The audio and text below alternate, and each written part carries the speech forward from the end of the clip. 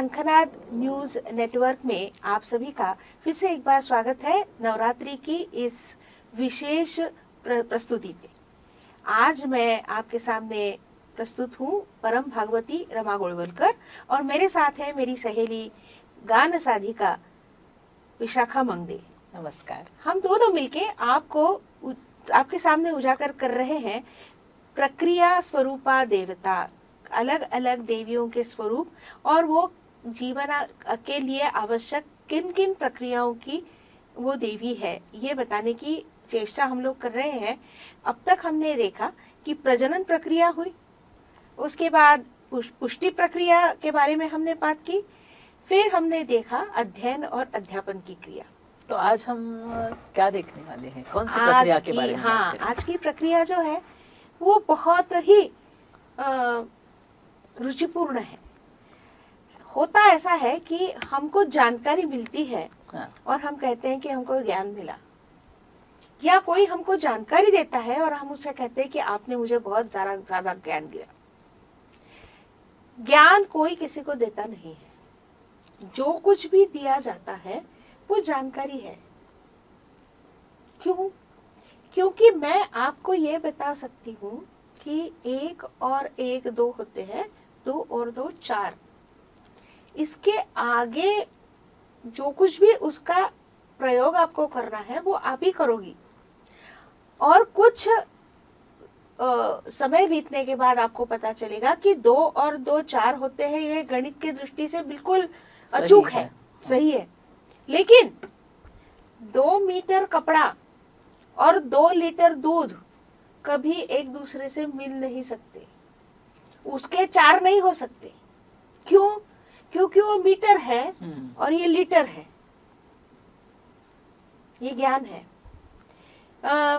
पिछले दिनों मैंने ऐसे ही कुछ ढूंढ रही थी, तो ढूंढते ढूंढते मुझे एक फोटोग्राफ दिखाई दिया।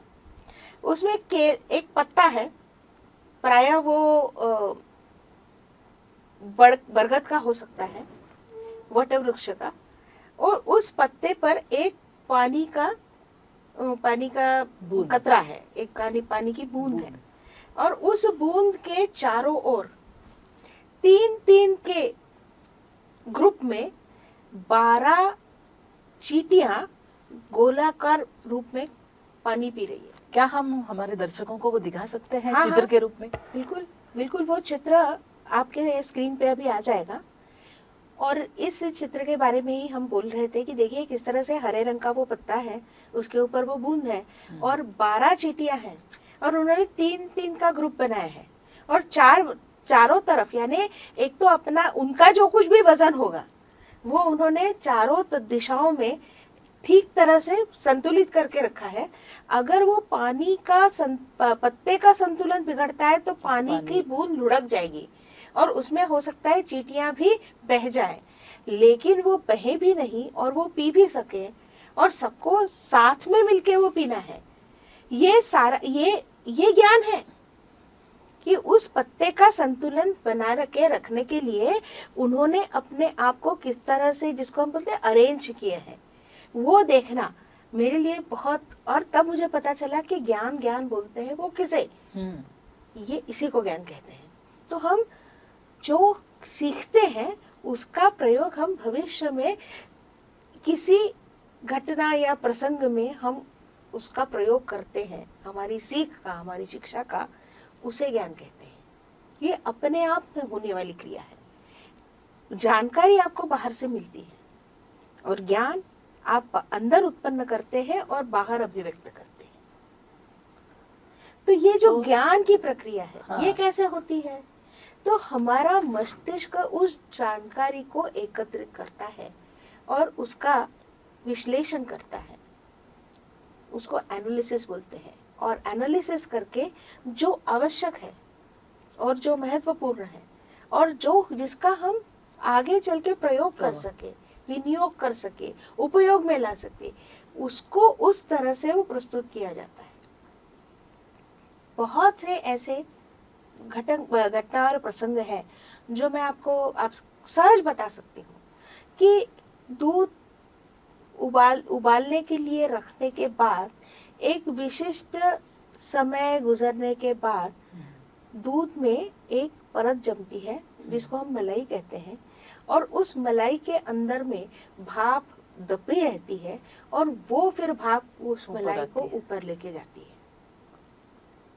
ये हम जिंदगी में एक बार दूध उबालेंगे और दूध किस तरह से नीचे उछलता है वो देखेंगे। उसके बाद हम बहुत ही केयरफुली उस दूध को उबालेंगे ताकि दूध बाहर ना निकले। चले। ये ज्ञान है। इस तरह का ज्ञान हमको जानकारी से निचोड़ना पड़ता है। ये भी प्रक्रिया है। हाँ, तो ये प्रक्रिया का कोई नाम होगा?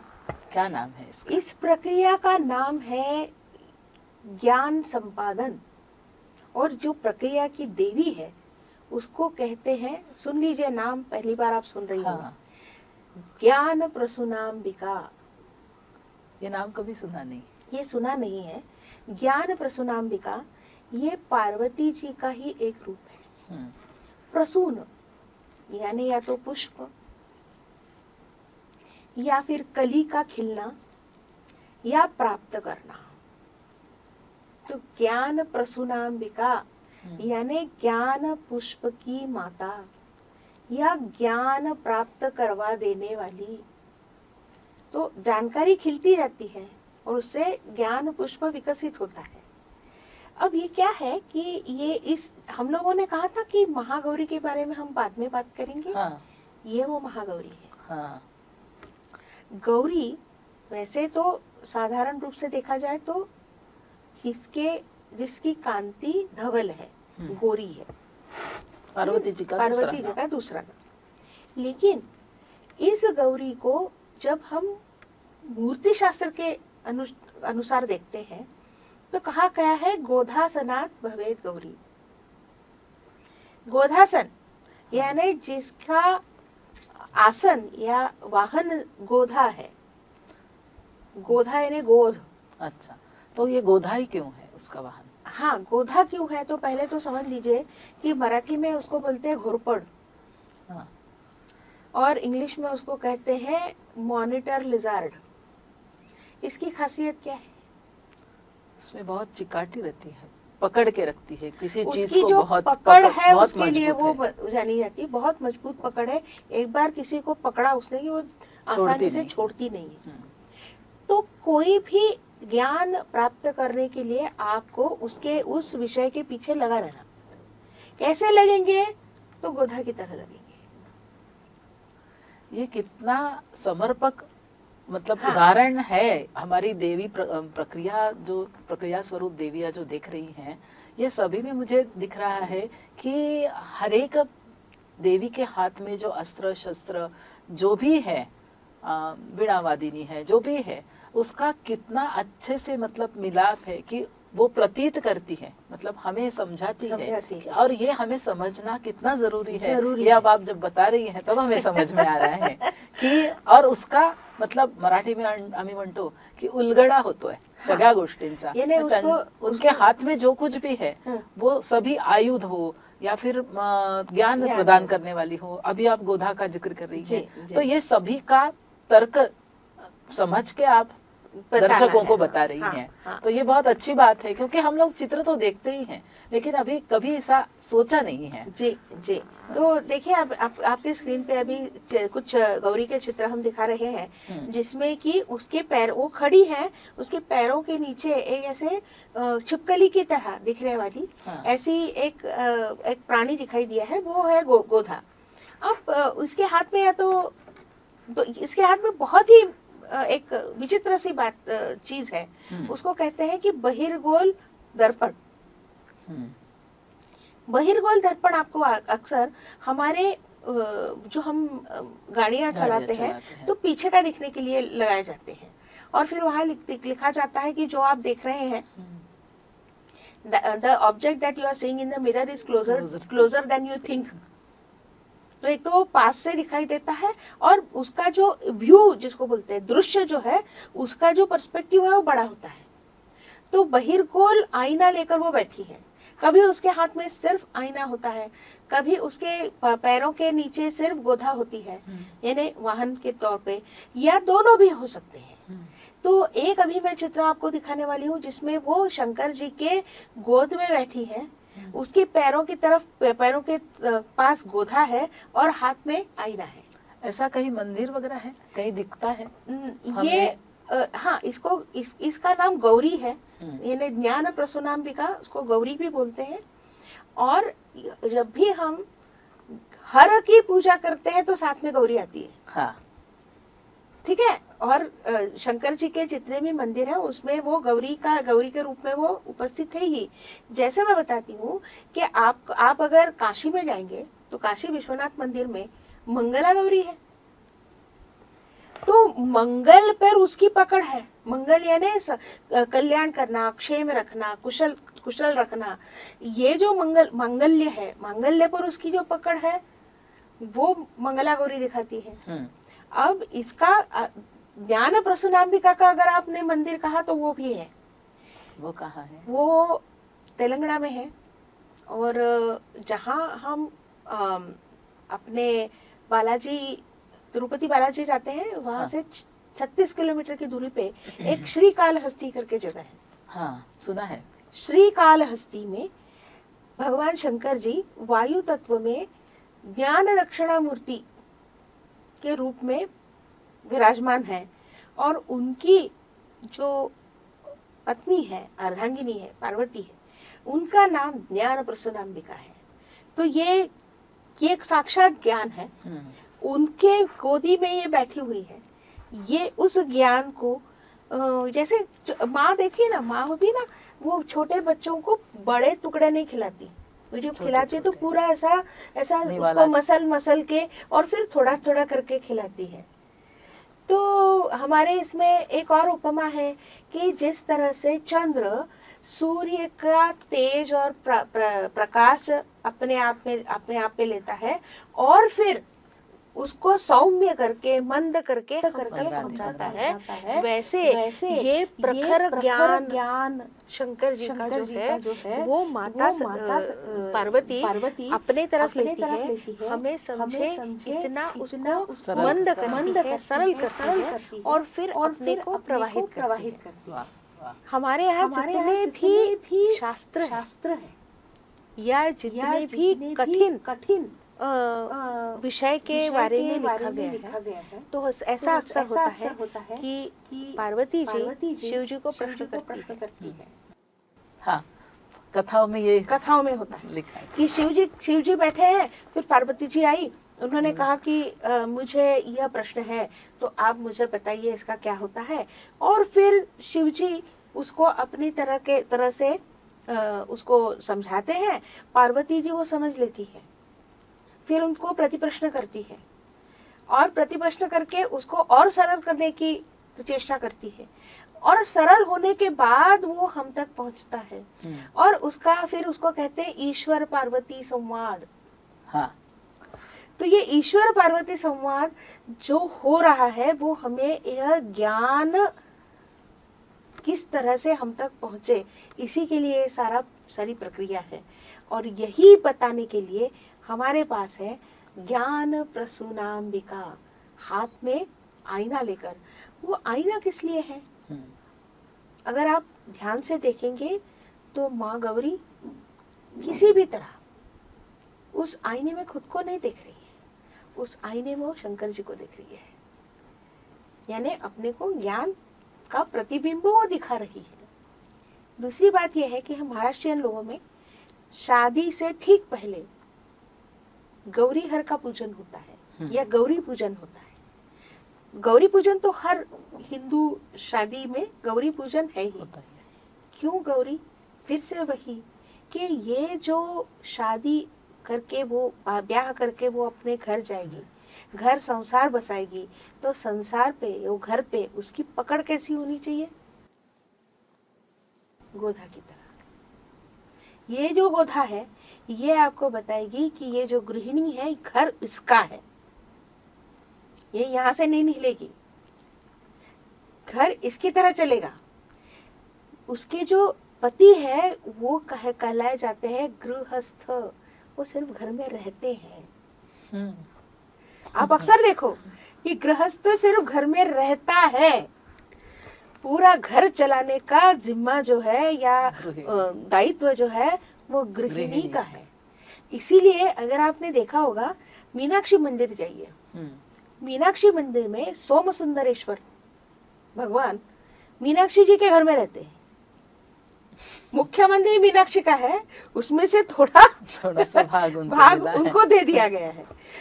घर में ऐसा ही होता है, पूरे घर पे सत्ता होती है वो गृहिणी की होती है, और उसमें जाकर गृहस्थ रहता है, तो यानी रहने वाला।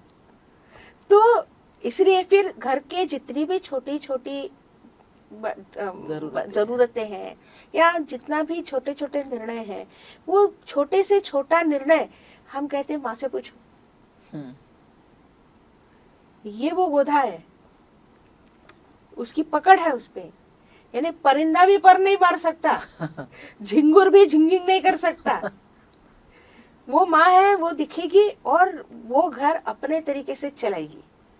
गृहिणी का कार्य, और जहाँ इतनी शक्ति है गृहिणी में और उसको मिलती भी है, तो वो घर भी बहुत अच्छा रहता है। हाँ, उसमें गृहस्थ जीवन बहुत ही सुखी रहता है।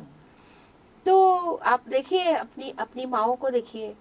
मैं आजकल की महिलाओं को यही बताती हूँ कि आपकी माएँ, आपकी दादी, आपकी नानी, आपकी परनानी, आपकी परदादी, ये सभी महिलाएं बहुत ही कर्तृत्ववान महिलाएं थी। इन्होंने घर को बहुत अच्छे तरीके से संभाला था। उनका करियर ही to become a home maker था, और इसके लिए वो उनके मन में जो अपने घर के प्रति जो प्रेम है वो ये गौरी के कारण है। इसलिए हर महीने में किसी न किसी कारण से हम गौरी को पूछते हैं। ये वो महागौरी है। मैंने कहा था पहले दिन कि उस महागौरी के बारे में मैं आराम से बोलूंगी। तो आज हमारे गौरी के लिए आपने कौन सा गीत गाया है? बिल्कुल वो अभी सुनाइए। बिल्कुल।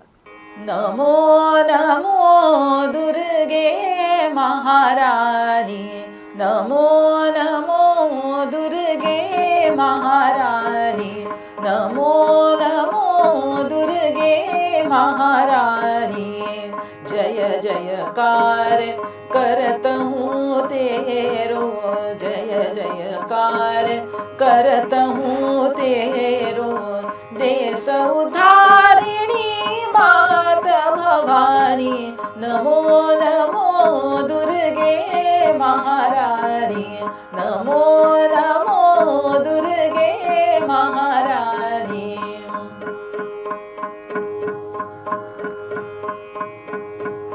सारंग नयनी सुंदर कांति, सारंग नयनी सुंदर कांति। माथे तिलक मुख सूर्य भाति, सोहनी मूरताति मन भावन। ललित अंगधर शिशूल पाणि, नमो नमो दुर्गे महारानी, नमो नमो दुर्गे महारानी।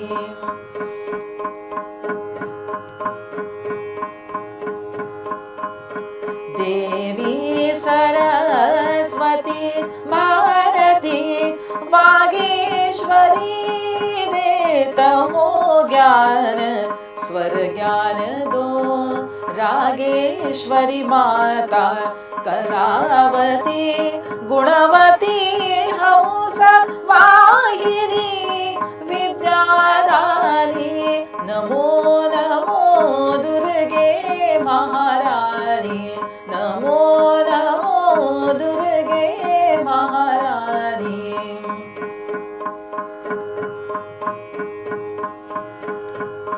जन कल्याणी महालक्ष्मी, जन कल्याणी महालक्ष्मी, सुखदन भाग्य की तुम भूपाली, करतो हो पूरी आस भगत की, श्री कमला देवी वरदानी, नमो नमो दुर्गे महारानी, नमो नमो दुर्गे महारानी।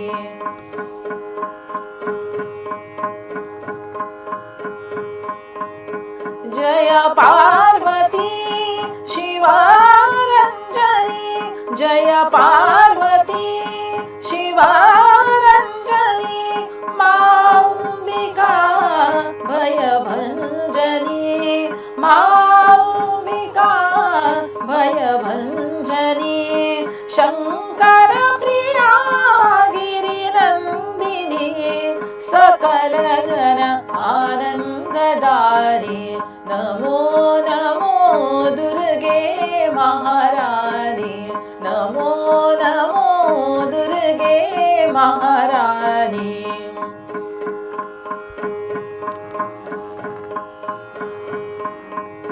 देव गंधर्व करत गुणगान, भैरव धरे तुम्हारो नित ध्यान, जगत दरबार तेरो शांभवी, रौद्र रूप धारिणी भैरवी, शरण लो हे महाकाली, नमो